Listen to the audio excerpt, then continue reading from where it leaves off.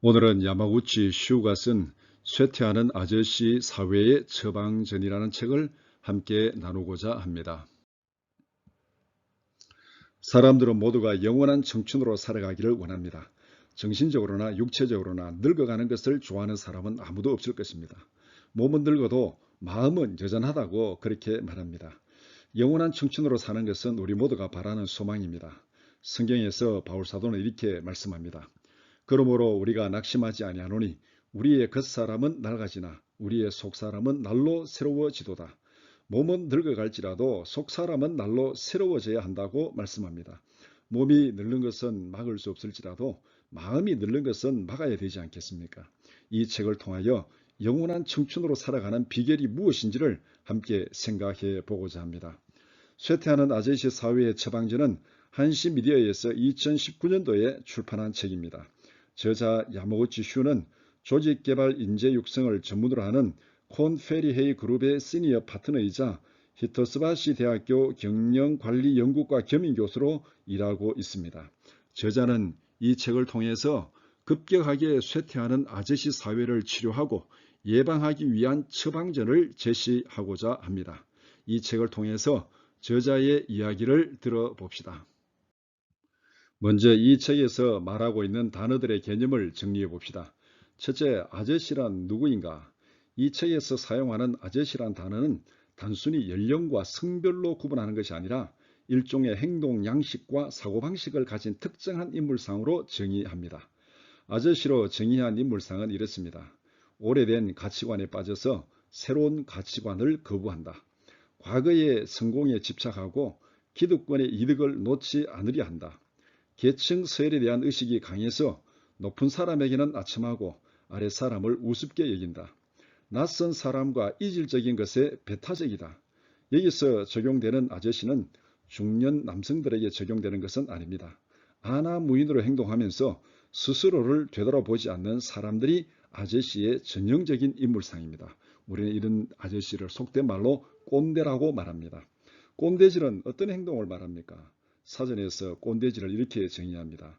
기성세대가 자신의 경험을 일반화하여 젊은 사람에게 어떤 생각이나 행동 방식 따위를 일방적으로 강요하는 행위를 속되게 이르는 말이다. 그렇게 정의하고 있습니다.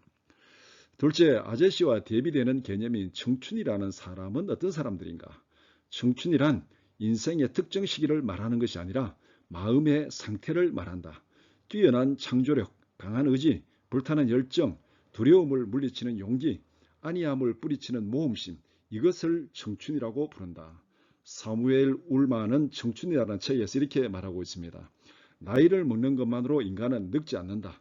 이상을 잃었을 때 비로소 사람은 늙는다. 아저씨와 청춘을 이렇게 정의하면 여러분은 어디에 속하십니까? 나이가 젊어도 아저씨로 살아가는 사람이 있을 수 있고 나이가 들어도 청춘으로 살아가는 사람이 있을 수 있습니다. 그렇다면 누구든지 마음먹기에 따라서 영원한 청춘으로 살아갈 수 있다는 희망이 생기지 않습니까? 연장자는 어떻게 존경받게 되었습니까? 연장자의 본질적인 가치는 무엇입니까? 연장자는 그 사회에서 정보를 저장하고 있는 데이터베이스로서의 역할을 감당했습니다. 원시 시대부터 정보혁명까지의 긴 시간 동안 조직과 공동체에서 연장자는 일종의 데이터베이스였던 것입니다.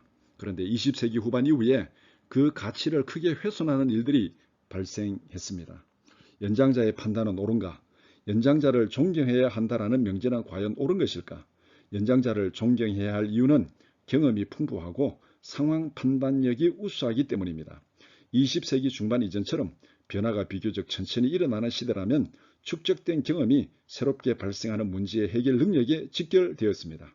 하지만 지금처럼 변화가 격렬한 시대에는 과거의 경험을 기반으로 표면적인 대처를 하는 편이 오히려 문제를 악화시킬 수도 있습니다. 패러다임이라는 용어를 최초로 사용한 미국의 사회과학자 쿤은 그의 주요 저서인 과학혁명의 구조에서 패러다임 전환을 주도하는 사람은 대부분 아주 젊거나 그 분야에서 경력이 짧은 직원이라는 매우 중요한 지적을 하였습니다. 간단히 말하면 연장자라고 해서 존경받는 시대는 지나갔다는 것입니다. 연장자의 가치가 떨어진 이유는 무엇인가? 첫 번째 이유는 사회 변화의 속도가 빨라졌기 때문입니다. 연장자의 가치를 떨어뜨리는 가장 중요한 이유는 사회 변화의 속도입니다. 현대 사회는 몹시 변화가 빨라서 10년이면 강산이 변하는 그런 세상이 되었습니다. 스마트폰의 호시가 된 애플의 아이폰이 등장한 것이 고작 15년도 안 되는 2007년 1월입니다. 이러한 환경에서 50년 전의 경험이나 지식이 새롭게 발생하는 문제를 대처할 때 유효한 지혜가 될 수 없습니다. 두 번째 이유는 정보의 보편화입니다. 연장자의 본질적 가치가 데이터베이스였다는 것은 다시 말해 그들이 가지고 있던 정보야말로 가치의 원천이라고 할 수 있습니다. 언제 어디서나 정보에 접속할 수 있는 사회가 되면은 지금까지 귀중한 정보를 유지하는 데이터베이스로서 존경받아온 연장자의 가치는 떨어지는 게 당연합니다. 세 번째 이유는 수명의 연장입니다. 수명이 짧은 시대에는 연장자가 적어서 희소 가치가 있었습니다. 그러나 20세기 후반 이후에는 수명이 연장되어서 연장자의 희소 가치가 떨어졌습니다. 쉽게 말하면 수요와 공급이 맞지 않다는 것입니다. 아저씨는 왜 쇠퇴할 수밖에 없는가? 누구에게나 20대에 쌓은 경험이 중요합니다. 맥제이는 그에 져서 제대로 살아야 하는 이유에서 20대를 인생을 결정하는 10년이라고 정의했습니다. 다시 말하면 인생을 살아가기 위한 운영 체계를 만드는 시기라는 것이 맥제이 주장의 핵심입니다. 자기들이 20대에 만든 운영 체계가 지금은 통용되지 않는 허무맹랑한 소리 취급받을 때 연장자는 쇠퇴하는 아저씨가 될 수밖에 없습니다. 이런 현상을 한국의 상황에 적용하면 한국 사회의 상층부를 장악하고 있는 사람들은 소수의 산업화 세대와 다수의 운동권 세대들입니다. 이들이 20대에 구축한 이념적 패러다임은 실용주의 패러다임을 장착한 밀레니엄 세대들에게는 작동하지 않습니다. 이것이 현재 한국 사회가 경험하고 있는 세대 간의 갈등의 본질입니다. 나이의 문제가 아니라 인생을 작동해야 하게 하는 운영 체계의 문제입니다. 아저씨들의 쇠퇴를 예방하는 대안은 무엇인가? 첫째, 리더십의 패러다임을 바꾸라. 지배형 리더십에서 서번트 리더십으로 패러다임을 바꿔야 합니다. 연장자가 권위를 잃어가는 상황에서 조직이나 사회에 할 수 있는 공헌은 무엇입니까? 서번트 리더십을 발휘하는 것입니다. 미국의 학자인 로버트 그린리프는 지배형 리더십의 대안으로 권력을 내세우지 않고 부하 직원들을 지원하는 리더십, 즉 서번트 리더십이라는 개념을 제창하였습니다. 지배형 리더와 서번트 리더의 차이는 이렇습니다. 지배형 리더의 항목을 보면 기존의 관리직 이미지입니다. 지배형 리더는 자신의 경험에 근거하는 유능함을 전제로 합니다. 사회가 급격하게 변화하는 환경에서는 과거의 경험이나 업무 지식이 현장에서 효력을 발휘할 수 없습니다. 이렇게 되면 더 이상 현장에서의 경험과 지식이 관리직의 권위를 받쳐주는 시대는 지나가 버렸습니다. 환경의 변화에 따라 업데이트하지 않아서 쓸모없어진 관리직의 지식이나 경험은 불량 자산이 되고 맙니다. 이 문제를 해결하기 위해서는 지배형 리더십이라는 틀에서 벗어나서 서번트 리더십으로 리더십의 패러다임을 바꿔야 합니다. 서번트 리더십의 키워드는 지원입니다. 리더십을 발휘해 주도권을 가지려는 장년층에게 연장자가 가능한 인맥, 돈, 지위를 지원한다는 것이 서번트 리더십의 핵심입니다. 이런 젊은 층이 출연하지 않는다면 아저씨도 서번트 리더십을 발휘하기 어렵습니다. 좀 심하게 표현하면 서번트 리더는 바보라도 상관이 없습니다. 서번트 리더십을 발휘하기 위해서 고도의 지성이나 기술은 필요하지 않습니다. 포용력만 있으면 서번트 리더십은 발휘할 수 있습니다.